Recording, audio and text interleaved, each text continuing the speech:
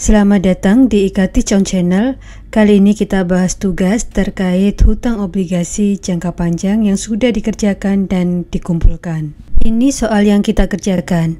Nilai nominal obligasi adalah 2 juta. Nilai bunga obligasi adalah 5%. Nilai bunga pasar obligasi adalah 8%. Hutang obligasi untuk jangka waktu 4 tahun di mana obligasi dijual tanggal 1 Oktober 2018. Bunga obligasi dibayarkan setahun 2 kali, yaitu setiap tanggal 1 April dan 1 Oktober. Sekarang kita diminta untuk menentukan harga jual obligasi, kemudian kita membuat tabel amortisasi. Yang terakhir kita membuat jurnal untuk tanggal-tanggal penting, terutama tanggal penjualan obligasi, yaitu tanggal 1 Oktober 2018. Kemudian kita buat jurnal penyelesaian tanggal 31 Desember 2018. Kita juga membuat jurnal pembayaran bunga setiap tanggal 1 April dan 1 Oktober, di mana di soal dibatasi hanya sampai tahun 2019. Langkah pertama adalah kita harus menentukan harga jual. Caranya adalah seperti yang sudah saya jelaskan sebelumnya, di mana kita menentukan faktor untuk nilai pokok atau nilai nominal dan faktor untuk bunganya. Perhitungan tersebut menghasilkan faktor untuk nilai nominal atau prinsipal sebesar 0,730 dan faktor untuk interest adalah 6,731. Ketika kita menghitung ini, jangan lupa bahwa yang kita libatkan dalam perhitungan adalah bunga pasar, bukan bunga obligasi. Selanjutnya kita hitung present value untuk prinsipal dan present value untuk interest. Present value principal kita hitung dengan cara mengalihkan faktor prinsipal ini 0,730 dengan nilai nominal atau prinsipal obligasi yaitu 2 juta sehingga dihasilkan present value untuk prinsipal sebesar 1.461.380,41.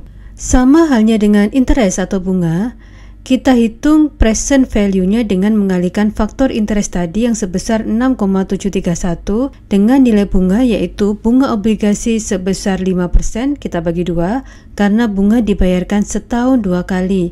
Lalu kita kalikan dengan nilai nominal atau prinsipal sebesar 2 juta yang menghasilkan nilai 50.000. 50.000 ini kita kalikan dengan 6.731. Akhirnya kita dapatkan present value interest sebesar 336.637,24. Kita kemudian jumlahkan present value principal dan present value interest sehingga menghasilkan nilai jual obligasi sebesar 1.798.017,65. Dari sini kita sudah bisa membuat jurnal penjualan obligasi di tanggal 1 Oktober 2018, yaitu kas pada bonds payable sebesar 1.798.017,65. Kita posting ke buku besar kas dan hutang obligasi. Saya fokus ke buku besar hutang obligasi atau bonds payable. Ketika kita posting ke buku besar bonds payable, maka saldo bonds payable per tanggal 1 Oktober 2018 adalah 1.798. Nanti ketika jatuh tempo di tahun keempat, nilai saldo hutang obligasi ini akan kembali ke angka 2 juta. Perubahan nilai dari 1 jutaan ini ke 2 juta berarti ada nilai yang harus ditambah di sini. Atau dengan kata lain, ada selisih yang harus kita alokasikan selama 4 tahun. Nah, inilah yang disebut kita melakukan amortisasi. Inilah tabel amortisasi yang juga sudah saya jelaskan terkait cara mengisi tabel amortisasi. Selisih dari 1.700.000-an ini dengan 2 juta kita alokasikan selama 4 tahun di sini. Sehingga di tahun keempat atau ketika jatuh tempo maka nilai hutang obligasi adalah 2 juta.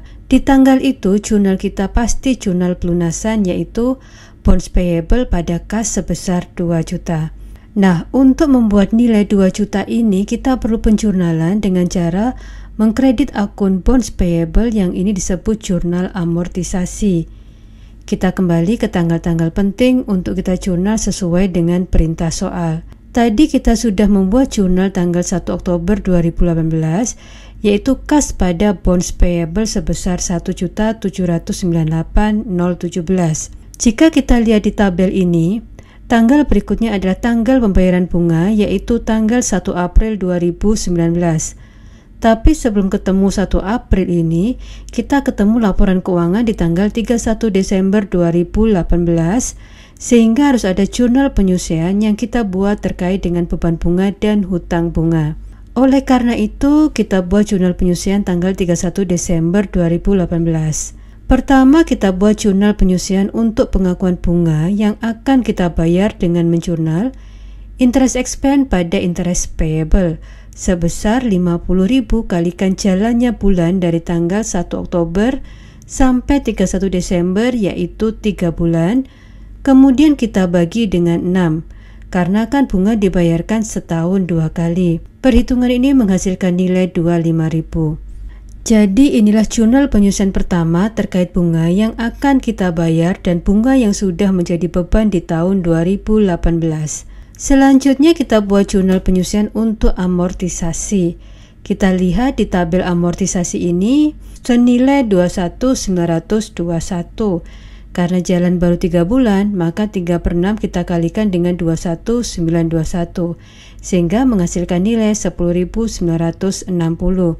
Lalu kita jurnal interest expense pada bonds payable sebesar 10.960. Inilah yang disebut jurnal penyusian untuk pengakuan amortisasi sampai tanggal 31 Desember 2018. Kemudian tanggal penting berikutnya adalah 1 April 2019, di mana kita harus melakukan pembayaran bunga. Karena sebelumnya di jurnal penyusian kita sudah mengakui beban bunga selama 3 bulan, maka di tanggal 1 April 2023 kita tidak boleh mengakui total 6 bulan tapi sebesar sisanya, yaitu 3 bulan. Oleh sebab itu, jurnal ketika pembayaran bunga adalah interest expense debit sebesar sisanya 3 bulan, yaitu 3/6 kali 50.000, yaitu 25.000. Kemudian kita kurangkan hutang bunga atau interest payable sebesar 25.000. Kita kurangkan karena kan kita bayar ini di tanggal ini. Lalu kita kredit kas sebesar 50.000. Jurnal berikutnya masih di tanggal yang sama, 1 April 2019, adalah jurnal amortisasi. Logika sama dengan jurnal pengakuan beban bunga dan hutang bunga tadi. Amortisasi yang kita lakukan tidak penuh 6 bulan tapi sisanya 3 bulan, sehingga 3/6 kali angka amortisasi yang ini sebesar 21.921, sehingga menghasilkan nilai 10.960. Ingat, kita harus hati-hati menentukan angka untuk dikalikan. Di sini kita kalikan dengan 21.921, bukan dengan 22.798. Karena 22.921 belum penuh diamortisasi. Kan di transaksi sebelumnya di jurnal penyusian masih diakui 3 bulannya. Sehingga masih ada 3 bulan lagi yang belum diakui, dan ini kita akui di tanggal 1 April 2019. Selanjutnya kita buat jurnal berikutnya tanggal 1 Oktober 2019. Dari 1 April ke 1 Oktober jalan 6 bulan. Jadi kita tinggal membuat jurnal pembayaran bunga, yaitu interest expense pada kas sebesar 50.000. Kemudian kita buat jurnal amortisasi dengan menjurnal interest expense pada bonds payable sebesar 6 bulan, yaitu 22.798. Bukan 21.921, karena nilai ini sudah penuh diamortisasi di tanggal sebelumnya. Jadi inilah jurnal-jurnal yang kita buat sesuai soal. Kita bisa melanjutkan sendiri untuk jurnal-jurnal berikutnya sampai dengan pelunasan hutang obligasi.